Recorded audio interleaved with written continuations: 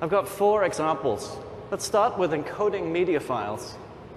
Studios push to us media files frequently for the assets we've licensed. Each time a file arrives, we chop it into 5-minute chunks for parallel processing. We distribute it across a set of systems in code. When the last piece is encoded, we repackage it and then deploy it for CDN use. With Lambda, we can use rules triggered by the movement of those assets to launch and configure the necessary processing to encode in the 60 different parallel streams that we need. And then we can use the rules and the events to aggregate and deploy after all the parts have been processed. Another example in the space of backup. In our environment, hundreds of different processes save or update data in S3 continuously.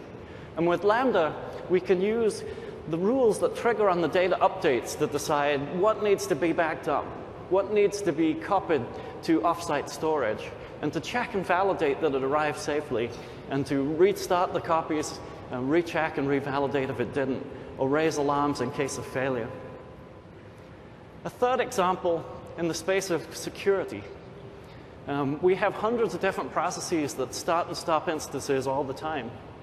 Now, Lambda allows us to validate that each new instance is constructed and configured in accordance with the rules and situations, and to trigger shutdown of violations or notification of unauthorized instances that appear in our infrastructure.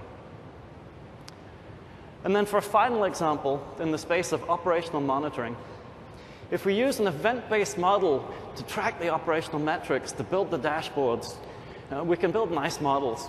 And since the infrastructure generates the events themselves, we can be confident nothing is missed and we're seeing the whole picture. And metrics exceptions can trigger more rules that make further changes to the environment to compensate for changing situations.